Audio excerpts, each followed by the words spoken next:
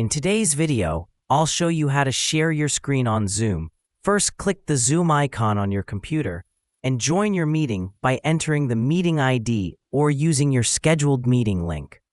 Once you've joined the meeting, look at the toolbar located at the bottom of the Zoom window and click the Share Screen button.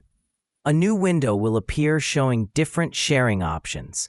You can choose to share your entire desktop, which allows participants to see everything on your screen, or select a specific application window if you only want to show one program. You can also choose the whiteboard option if you want to write or draw during the meeting. If you are sharing a video, presentation, or anything that includes audio, make sure to check the Share Computer sound box at the bottom of the sharing window. This ensures that participants can hear the sound clearly. After selecting your preferred option, click Share.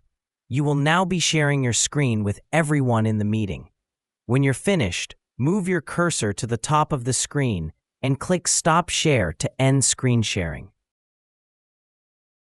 If you found this video helpful, don't forget to like the video and subscribe to our channel for more quick tech tutorials. Thanks for watching.